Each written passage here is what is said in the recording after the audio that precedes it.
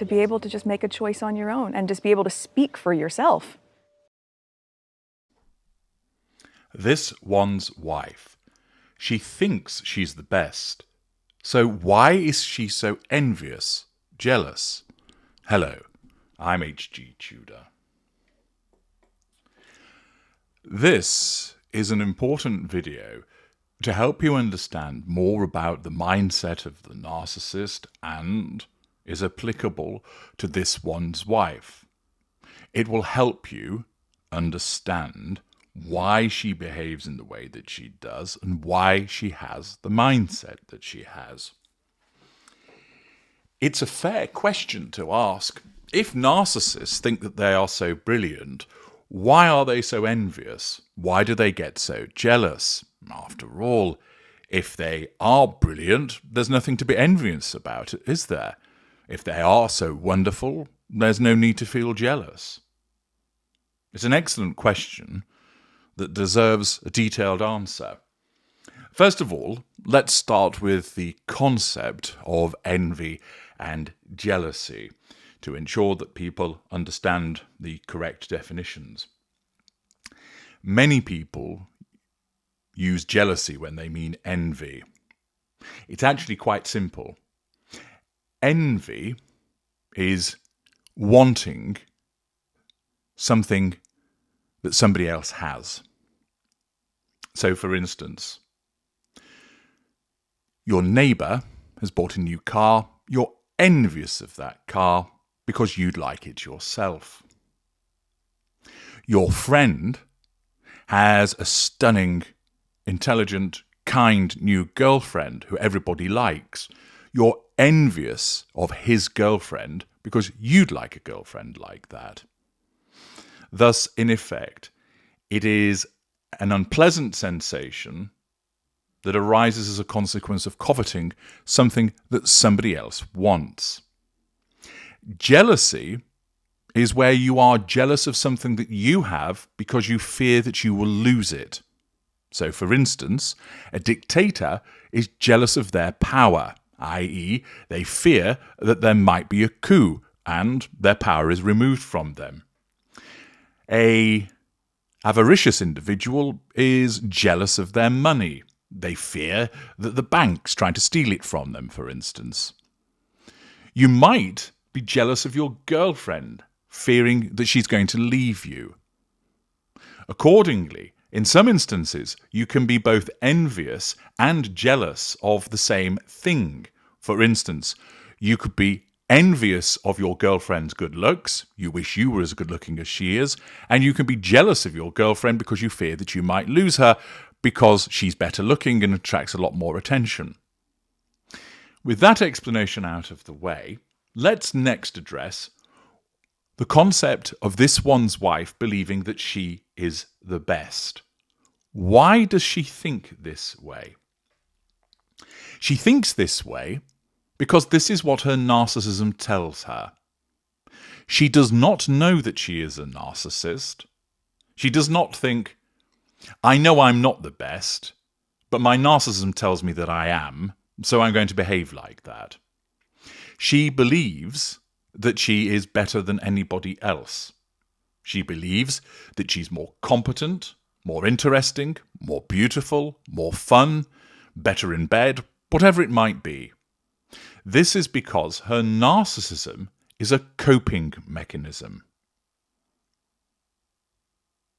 When she was a child, this one's wife found herself in a lack of control environment, and she was already fixed with the genetic predisposition towards potentially becoming a narcissist. These two factors came together, and her method of coping with the world was for narcissism to step into the breach to assist her. If you want a more expansive explanation as to what makes a narcissist, please do watch my video, What Makes a Narcissist? But think of the narcissism as a coping mechanism. For many of you, you have coping mechanisms by virtue of emotional empathy, which means that you can put yourself in the situation of others by way of feeling and thought. And, like an invisible force, this governs your behavior.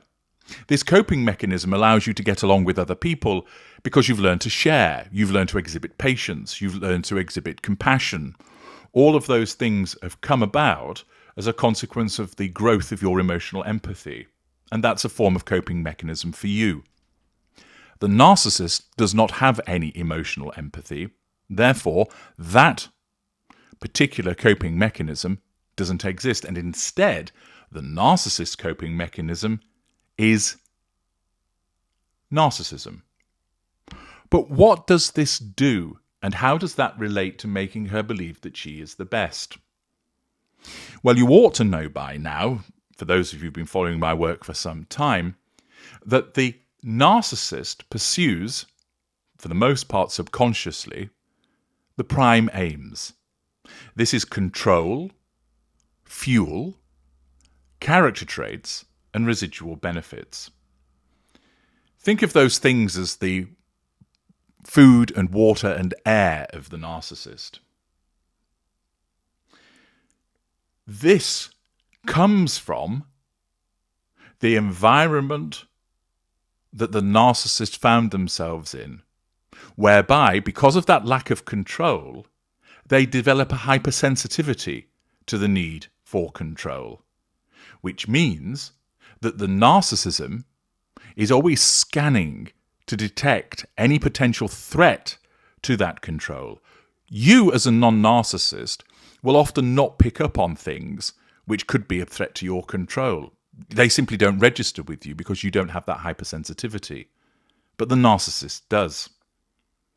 The narcissist needs fuel because the narcissist has to have their sense of self-worth generated, in effect, by others.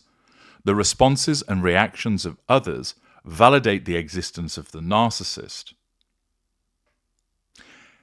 Because the narcissist is, in effect, empty, they need to acquire character traits from other people to generate a construct which is shown to the outside world. If you'd like to understand more about character trait acquisition, watch my video of that name. Residual benefits are essentially all other things that the narcissist gets from people that they obtain for the benefit of the narcissist. So, for instance, money is a key residual benefit, facade management, access to networks, person doing favors for the narcissist.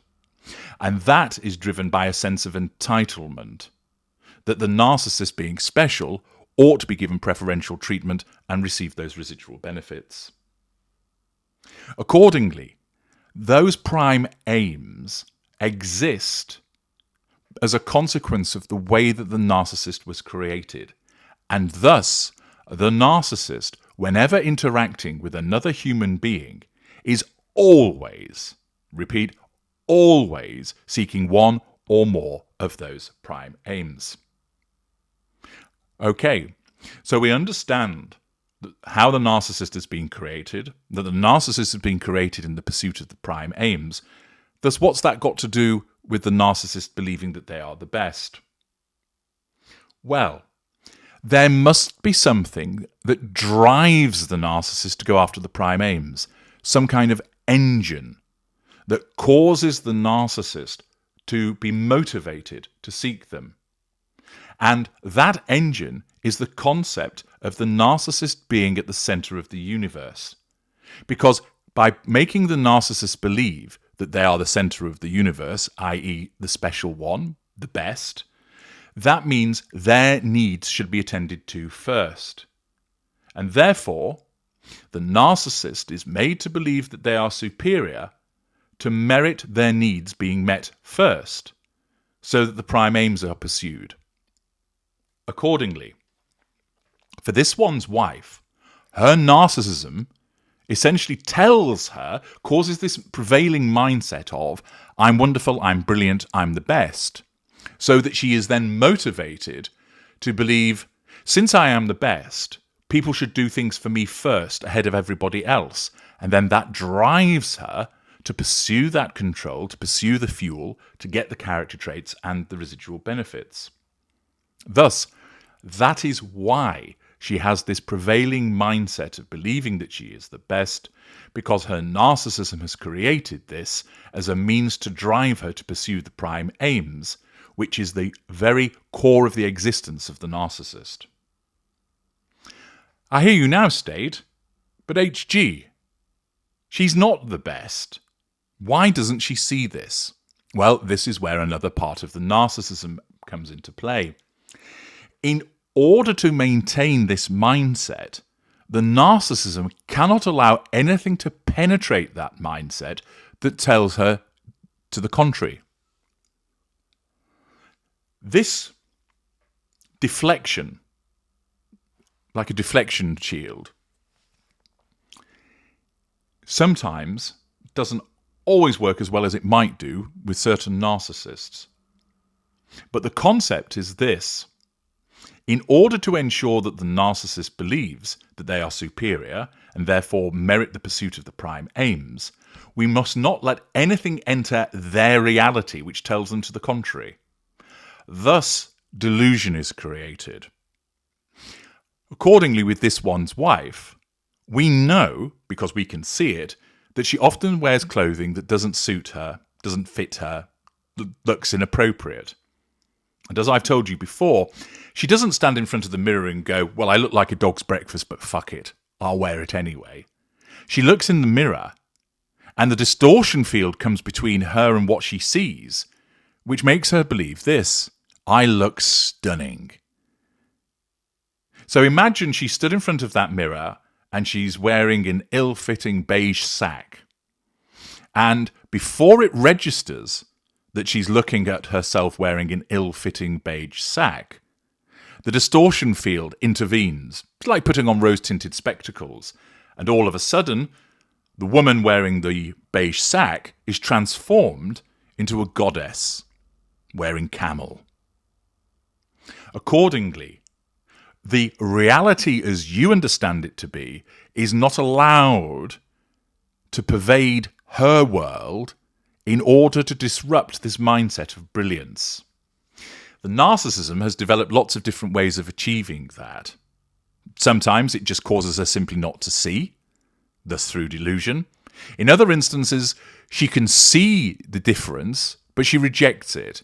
She doesn't accept it. So, for instance, when somebody criticizes her, although the criticism may well be legitimate and founded on evidence, her narcissism simply says to her, that's not true, that's a hater that's saying that about you, you can dismiss it. So she does, and therefore the prevailing mindset that she is the best prevails.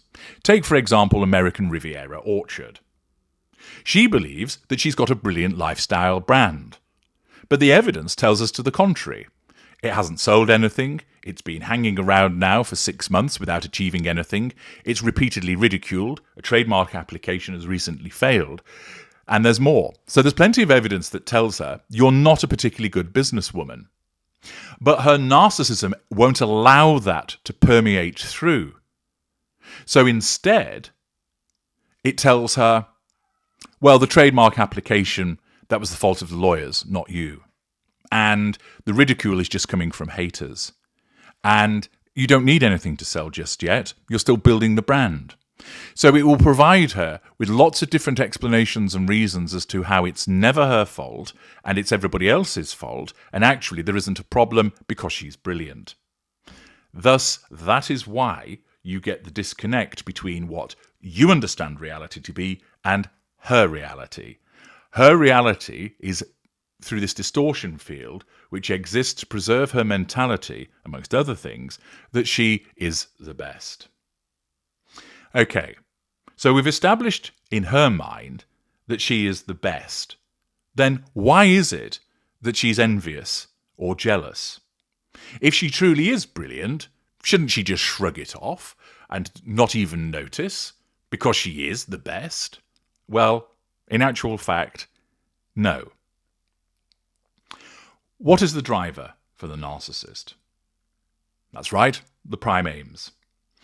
If she did nothing to pursue those prime aims, so there was no achievement of them, then essentially she'd cease to function. She'd enter into a fuel crisis, she would break down. The construct that has been created by her narcissism would come tumbling down. And essentially what would be left would be the child that this one's wife's true self is, which would be unable to function in the adult world because it's never actually learned how to do it of itself. The narcissism has come along and done it for them. And when the narcissism would fail, that would leave her essentially unable to cope. Accordingly, it is axiomatic to the existence of the narcissist that the narcissism ensures that it stays intact, and in order for it to stay intact, it needs to make the narcissist pursue the prime aims. She, as a narcissist, lacks the means for self-sufficiency. She doesn't experience contentment. She can't self-fuel, if you will. She cannot be unaffected by control issues. Therefore, because of the lack of self-sufficiency, she must be made to get the prime aims. Now, as I mentioned earlier, part of that driver to get the prime aims is that belief that she is the best. But when something comes along which threatens the concept of her being the best, she can't just sit idly by and allow that threat to persist. Why? Well, first of all, it would threaten her need for control, which would destabilize her. It would mean that she may not be receiving fuel, which then causes the fuel levels to plummet, makes the presence of her emptiness all the more, and, as mentioned earlier, could send her into a fuel crisis. Therefore, when threats to control come along, when threats to fueling come along, when threats to character trait acquisition residual benefits come along, she can't sit idly by and do nothing. No narcissist can. Of course, narcissists react in different ways dependent upon what type of narcissist they are. And more evolved narcissists are able to curb their envy and jealousy, although it's there, so it doesn't manifest in as an obvious way as it does with Madam. The more evolved narcissists, for instance, upper mid-range, greater, etc., yours truly, the ultra, are able to deal with these threats to control in much more subtle ways, so that the untrained eye, people don't notice. But with her, she hasn't evolved as far as those types of narcissists, so that her method of addressing those threats is that her narcissism causes her to experience certain feelings and have certain thoughts, and often they are linked to the concepts of envy and jealousy. Envy and jealousy are narcissistic traits which exist in everybody. So, for instance, you might be envious of your neighbour's house, that they've had it repainted, for instance. This doesn't cause you to go round and throw red paint over the walls, but it makes you think, well, do you know what? I'll spruce up my house as well. And then your house looks nicer. You're not envious anymore. So that's a healthy manifestation of envy. You didn't say anything to your neighbour. You didn't criticise them or talk to the other neighbour and go, ooh, who does she think she is? Lady Muck, painting her new house. It motivated you to take a step which improved your own situation without hurting anybody else. Thus, your envy will be wrapped in your empathic traits to cause it to function in a healthy way.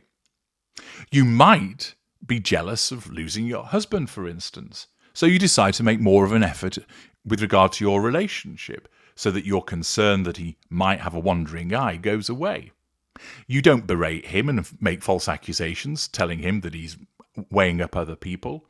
You don't moan at him saying you don't love me anymore. You decide to do something positive to improve the relationship to make that fear go away. Again, in that instance, your jealousy has been operating in a healthy way. But with the narcissist, those traits are very strong and they're unfettered, meaning there's no empathic traits and no emotional empathy that exists to keep it in line to function in a healthy way. It basically exists to ensure that the narcissist gets what the narcissist needs and everybody else can go to hell. Accordingly, her envy and her jealousy exist to drive her to get to the prime aims when those prime aims are being threatened. Thus, first of all, she has the mindset that she's brilliant, which is the prevailing driver to get her to go to the prime aims. And then, when the pursuit of the prime aims is threatened in some way, envy and jealousy are activated, if you will, by her narcissism, seized upon as conduits, as avenues to make sure that she deals with those threats and continues to pursue the prime aims. Take, for example, they go to an event and Prince Harry is talking to somebody else and not to this one's wife.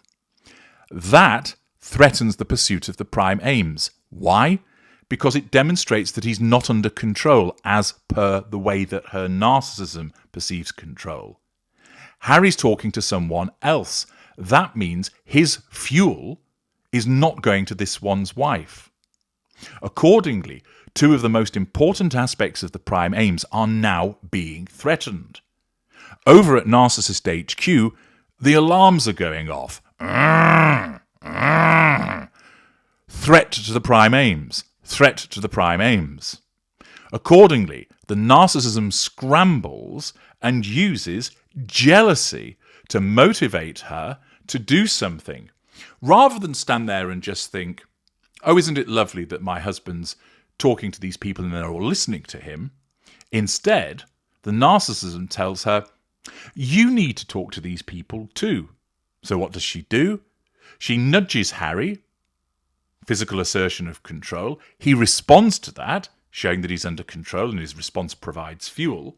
And then she stands in front of him, making him look like a bit part, as she then addresses the group. You'll remember the memorable piece of footage where Harry's talking to a group of men, and she basically says, let me take over here. And she steps in front of him, and you can see on Harry's face, he's relegated to being a spare part as she takes over. In that instance, she was jealous of Prince Harry because she'd in effect lost him in that moment to the group, so that her control over him and also the group was threatened, and she wasn't getting the fuel from Harry or the group. Therefore, two aspects of the prime aims were being considerably threatened. Her narcissism made her feel jealous. It caused her to think, I'll step in. Remember, she doesn't recognize that she's jealous. She doesn't recognize that she's envious. She just acts instinctively because the narcissism makes her feel that she has to do something and causes her to believe, these men want to hear from me. And because she lacks boundary recognition, because she operates with a sense of entitlement, she doesn't think to herself, oh, it's rather rude of me to interrupt Harry when he's talking to somebody else. She just does it because she doesn't see that it's rude, or she sees that it's justified. Thus, jealousy is utilized, her strong narcissistic trait is utilized by her narcissism to propel her to deal with the threat to the prime aims and get them back. When she sees Catherine, Princess of Wales, looking elegant, she's envious. Again, you might think, well, if you think you're numero uno in the beauty stakes, why would you care? She is made to care because the fact that Catherine looks elegant and people are all looking at her, taking photographs of her, threatens this one's wife's sense of control over the press pack, over the audience. They are not under control because they're focused on somebody other than this one's wife. And remember, she is the center of the universe. Therefore, the fuel, although Catherine doesn't require fuel because she's not a narcissist, isn't going to this one's wife. Again, there are threats to the prime aims.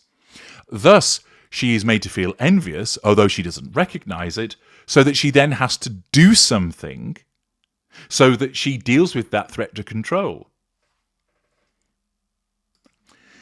Now, because of the preservation of facade management, she's not going to run over and rugby tackle Catherine, but rather she might make a response to Harry about Catherine, and Harry, of course, is likely to agree, thus indirect assertion of control, and Harry's then giving her fuel. It's not a perfect remedy vis-a-vis fuel, but it helps. It might be, for instance, that she would suddenly step forward to try and draw the attention of the press pack onto her and upstage Catherine. I provided you in the past with many repeated examples of the way that this one's wife engages in stealing people's thunder and upstaging, and that's driven by envy or jealousy in order to tackle the threat to the prime aims. Accordingly, this excellent question enables you not only to understand more about the mindset of this one's wife, but it helps you understand more about why the narcissist behaves as the way that he or she does. So that an individual who goes around believing that they are the best thing since sliced bread, yet operates with envy and jealousy. The belief is there in order to propel the narcissist to pursue the prime aims, and envy and jealousy exist to ensure that the narcissist deals with any threats to the pursuit of the prime aims as quickly and as efficiently as possible. So there you are. I'm H.G. Tudor. Thank you for listening.